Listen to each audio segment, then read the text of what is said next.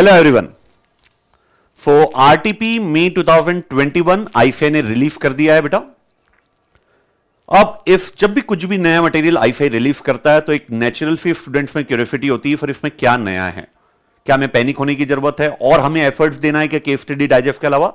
मेरे हिसाब से जब मैंने बहुत डिटेल में इस पूरी आरटीपी को अभी मैंने गो थ्रू किया हूं तो मैंने ये पाया बेटा एक स्टूडेंट को इसमें 3 to 4 आवर्स देने पड़ेंगे। 3 to 4 आवर्स देने का पर्पस ये बेटा, टोटल 11 क्वेश्चंस इस आरटीपी में अवेलेबल है, जिनमें से जो पहला क्वेश्चन है वो ऑलरेडी आपका जो केस स्टडी डाइजेस्ट है वहां पे कवर्ड है। तो बचे हुए जो 10 क्वेश्चन है out of 11 questions they are new one. लेकिन उन बचे हुए 10 क्वेश्चंस में से क्वेश्चन नंबर 2 से लेकर क्वेश्चन नंबर 11 तक जो आपके पास है उनमें से जो 8 क्वेश्चन आप देखेंगे तो दे आर मैनेजेबल। मुझे लगता है लगभग अगर आपने उसको 1.5 आवर से 2 आवर्स दिया तो वो क्वेश्चन आपके बिल्कुल परफेक्ट हो जाएंगे। क्वेश्चन नंबर 2 से लेकर क्वेश्चन नंबर 11 में जो टोटल 10 क्वेश्चन है उनमें से 8 क्वेश्चंस दे आर मैनेजेबल। जो 2 क्वेश्चन है related to cellular manufacturing layout, वो बहुत यूनिक पार्ट है इस आरटीपी का मई 21 का, जहां पे अल्गोरिथम यूज करके आपको उनके लिए मॉडल बनाना है। मतलब रियल लाइफ में सेलुलर मैन्युफैक्चरिंग कैसे डिसाइड होता है, कैसे हम मशीन को यू शेप मैन्युफैक्चरिंग में हम उसे ऑर्गेनाइज करते हैं, इसके ऊपर बिल्कुल वो प्रैक्टिकल लाइफ से रिलेटेड वो क्वेश्चंस दिया है। Undoubtedly they are the very new learning to our student, specially May 21 student, क्योंकि इनके पास समय भी कम है। लेकिन बेटा फिर मैं बोलता हूं आपको 10 क्वेश्चन बिल्कुल नए हैं, आई एग्री इट। लेकिन 10 में से 8 क्वेश्चन आराम से आप 90 to 100 मिनट्स में कर सकते हो, मतलब 1.5 आवर से 2 आवर्स के विद इन में वो हो सकता है। अब बचे जो सेलुलर मैन्युफैक्चरिंग के 2 क्वेश्चन हैं उनमें आपको लगभग और 90 to 100 मिनट्स देना पड़ेगा। तो ओवरऑल जो भी आपके पास टाइम है अभी प्रिपरेशन के लिए उसमें से आपको इसमें 3 to 4 आवर्स अगर आप एक्स्ट्रा देते हो तो ये आरटीपी आपके लिए कंफर्टेबल जाएगी बेटा, है ना। तो एज सच बहुत पैनिक होने की कोई जरूरत नहीं है कि हमें बहुत कुछ नया सीखना है। ठीक है, थोड़ी मोड़ी नई लर्निंग आपके लिए वो अल्गोरिथम से रिलेटेड जरूर होगी बेटा, लेकिन हम आपके साथ है। Definitely we will help you और through that question cellular manufacturing, and most probably आज ही हम उसका वीडियो आपके लिए अवेलेबल कर देंगे अलॉन्ग विथ 8 अदर क्वेश्चंस। ठीक है, अब एक डिटेल थोड़ा सा अपन डिस्कशन कर लेते हैं विद इन 3 to 4 मिनट कि क्या क्या नया है, किस क्वेश्चंस में क्या पूछा है। पहला क्वेश्चन जैसा मैंने आपको कम्युनिकेट किया बेटा, ये ऑलरेडी केस स्टडी डाइजेस्ट में है तो इसके ऊपर कोई डिस्कशन अपन नहीं कर रहे हैं। क्वेश्चन नंबर 2 जो है वो ओवरऑल इक्विपमेंट इफेक्टिवनेस का है। ये टॉपिक ऑलरेडी एग्जामिनेशन में भी 2-1 बार पूछा जा चुका है। आरटीपी, एमटीपी या स्टडी मैट में भी देखेंगे तो इससे रिलेटेड क्वेश्चन बहुत सारे हैं। क्या नया है इफ आरटीपी में ओडब्ल्यू से रिलेटेड? अभी तक जितने भी क्वेश्चन ओडब्ल्यू के आपने सॉल्व किया है बेटा उसमें आपको बेसिक डिटेल दिया हुआ होता था, उसके आधार पर आपको रेशियोज निकालने होते थे, availability ratio, performance ratio and quality ratio. इस पर्टिकुलर क्वेश्चन में क्या है, यहां पर रेशियो आपको दिए हुए हैं, आपको रिवर्स वर्किंग करके जो बेसिक डेटा होता है ना, अनप्लान डाउन टाइम कितना है वो निकालना है आपको। जनरली वो दिया हुआ होता था आपने जितने भी अभी तक क्वेश्चन किया है। आइडियल साइकिल टाइम मतलब 1 यूनिट कितने समय में बन जानी चाहिए थी, ये हर बार आपको देता था। लेकिन इस क्वेश्चन में आपको रेशियोस रेडीमेड दिया है, आपको रिवर्स वर्किंग के थ्रू जो बेसिक डेटा है, बेसिक इंफॉर्मेशन है क्वेश्चन की, वो आपको यहां पे फाइंड आउट करना है। ये नया है क्वेश्चन नंबर 2 में। क्वेश्चन नंबर 3 की अगर मैं बात करूं, environmental management accounting chapter number 4 से रिलेटेड एक क्वेश्चन है। सुपर क्वेश्चन है अपने आप में। पर्पस ये है बेटा बोलने का, इसको क्यों मैं सुपर क्वेश्चन बोल रहा हूं, जब आप इसका रिक्वायरमेंट पार्ट देखेंगे, रिक्वायरमेंट पार्ट में ऑथर का नाम दिया हुआ है, हैंसन एंड मेंडोजा। अगर आपकी स्टडी इस प्रकार से रही कि आपने एनवायरमेंटल मैनेजमेंट अकाउंटिंग के कंसेप्ट भी पढ़ा है, इन डिटेल पढ़ा है, अलोंग विथ ऑथर नेम पढ़ा है, तो ही ये क्वेश्चन आपसे स्टार्ट हो पाएगा। क्योंकि जो रिक्वायरमेंट पार्ट नंबर 1 है उसी के ऊपर रिक्वायरमेंट पार्ट नंबर 2 बेस्ड है, और ये क्लियरली डिपेंडेंट है, पहला पॉइंट, कि क्या इन ऑथर के नाम से आपने वो कंसेप्ट पढ़ा है क्या।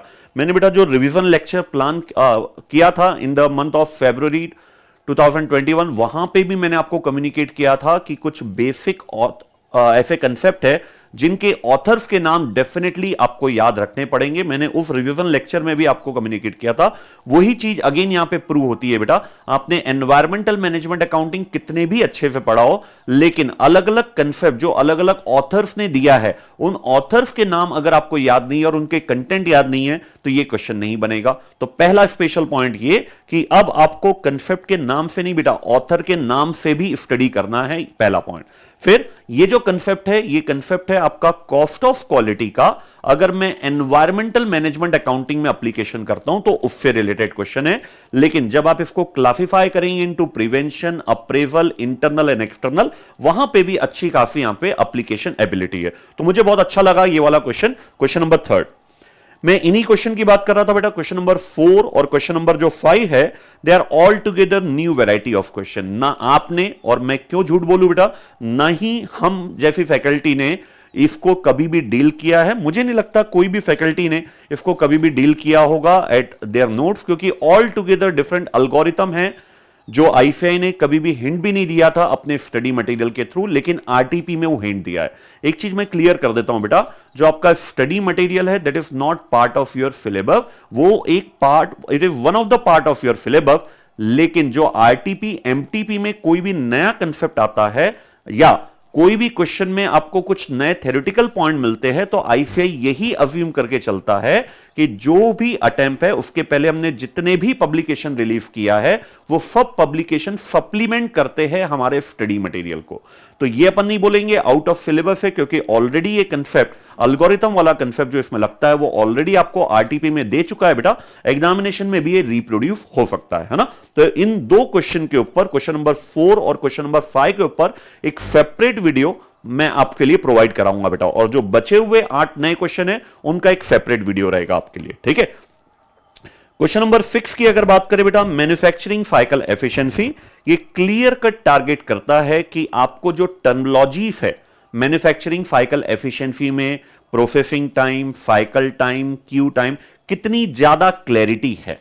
अगर चैप्टर नंबर 10 में इससे रिलेटेड जो दिसंबर 20 का स्टडी मटेरियल था, वहां पे बहुत लेंथ में डिस्कशन किया गया बेटा, तो ये क्वेश्चन पूरा डिपेंडेंट है, वो बच्चे बहुत कंफर्टेबली कर पाएंगे जिनको जो टर्मिनोलॉजीज है, मैन्युफैक्चरिंग टाइम में डिफरेंस होता है बेटा, मैन्युफैक्चरिंग साइकिल टाइम में डिफरेंस होता है, वेटिंग टाइम में डिफरेंस होता है, क्यू टाइम में डिफरेंस होता है। कितने अच्छे से बच्चे को इनकी क्लैरिटी पता है, उसके आधार पर ये क्वेश्चन है मैन्युफैक्चरिंग साइकिल एफिशिएंसी।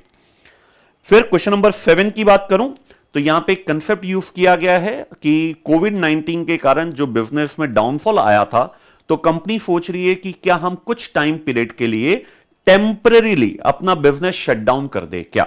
तो एक क्वेश्चन है डिसीजन मेकिंग का, चैप्टर नंबर 6 का, whether to continue the business in the recession और to shut down the business for a temporary period of time. तो ये वाला क्वेश्चन कंपैरेटिवली इजी है बेटा, है ना। लेकिन यहां पे भी मैं आपको, जब इसका डिटेल डिस्कशन अपन करेंगे नेक्स्ट वीडियो में, आज ही वीडियो अपलोड होगा बेटा, तो उसमें मैं आपको बताऊंगा कुछ ना कुछ आपको यहां पे माइन्यूटली एक एक पॉइंट पढ़ना पड़ता है, क्योंकि जहां पे आपने क्वेश्चन को जल्दबाजी में पढ़ा और वो वाला पॉइंट आपका गलत हो जाता है, तो फिर पूरा क्वेश्चन आपका यहां पे गलत होता है। तो अच्छा पॉइंट है बेटा ना, इसमें भी एक अगर अपन देखेंगे कितना माइन्यूटली आपने पढ़ा है।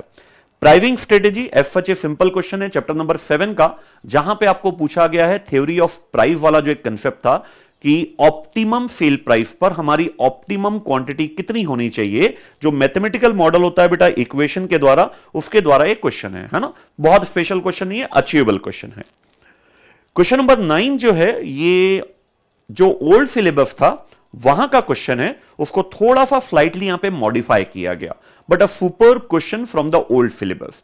सुपर क्वेश्चन इसलिए मैं बोल रहा हूं बेटा, इस क्वेश्चन में जो आपने इंटर लेवल पर इकोनॉमिक ऑर्डर क्वांटिटी और रीऑर्डर क्वांटिटी निकालते समय जो होल्डिंग कॉस्ट के कैलकुलेशन का कंसेप्ट पढ़ा था, ये पूरा क्वेश्चन डिपेंडेंट है क्वेश्चन नंबर 9 कि आपका होल्डिंग कॉस्ट का जो कंसेप्ट क्लैरिटी है वो कितनी है। अगर होल्डिंग कॉस्ट की कंसेप्ट क्लैरिटी क्लियर है तो ये क्वेश्चन बहुत इजीली मैनेजेबल है, क्वेश्चन नंबर 9। क्वेश्चन नंबर 10 की बात करता हूं तो जो जेआईटी सिस्टम है, यहां ये एक प्रकार से एप्लीकेशन बेस्ड क्वेश्चन है कि जेआईटी सिस्टम जो आपने समझा है, अब उसको यहां पे आपको अप्लाई करके बताना है जो भी सिचुएशन है। ये भी मैं मानता हूं एक अचीवेबल क्वेश्चन है। क्वेश्चन नंबर 11 ऑल टुगेदर एक यूनिक क्वेश्चन है बेटा, यूनिक है लेकिन अचीवेबल क्वेश्चन है ये भी। यहां पे नया क्या है, जो चैप्टर नंबर 11 है आपका बजटरी कंट्रोल, उसमें कंसेप्ट है, स्टार्टिंग का ही कंसेप्ट है, feed forward and feedback control system. उसका एक question already case study wise भी आपको दिया हुआ है, लेकिन यहां पर आईफे ने क्या किया है, एफआरटीपी में फीड फॉरवर्ड और फीडबैक कंट्रोल सिस्टम का जो प्रैक्टिकल एप्लीकेशन होता है कि वो कैसे हम उसमें वेरिएंस निकालते हैं, ऐसी आपको यहां पे 2 रिपोर्ट दिया हुआ है। आपको जो आपका नॉलेज है फीडबैक और फीड कंट्रोल सिस्टम का, वो यहां पे अप्लाई करके बताना है कि कौन सी रिपोर्ट मेरे फीडबैक कंट्रोल सिस्टम को इंडिकेट करती है और कौन सी रिपोर्ट मेरी फीड फॉरवर्ड कंट्रोल सिस्टम को रिपोर्ट करती है। ठीक है बेटा, तो एक ब्रीफ डिस्कशन था, मेरे हाथ में आज ही आरटीपीआई ये रिलीज हो गई थी बेटा यस्टरडे को इन द नाइट। तो अभी मैंने आज सुबह इसको देखा, तो मैंने सोचा एक छोटा सा वीडियो मैं आपको पहले प्रोवाइड कराता हूं, ताकि एक ब्रीफ ओवरव्यू आपको मिल पाए कि what this RTP me 21 is all about. तो इसका जो डिटेल वीडियो है बेटा वो मैं 2 पार्ट में अपलोड करूंगा। क्वेश्चन नंबर 1 जो है वो अपन डिस्कस नहीं करेंगे, जो भी मेरा अगला वीडियो रहेगा इस आरटीपी में, लेकिन जो बचे हुए क्वेश्चन नंबर 2 से लेकर क्वेश्चन नंबर 11 है उसको मैं 2 पार्ट में बाइफरकेट कर रहा हूं। Cellular manufacturing question number 4 and 5 को ड्रॉप करके जो बचे हुए 8 क्वेश्चन है उनका पहले मैं आपको वीडियो प्रोवाइड कर रहा हूं आज ही, और फिर उन 2 क्वेश्चंस का भी वीडियो मोस्ट प्रोबेबली हम आपको आज ही प्रोवाइड कर देंगे बेटा ना।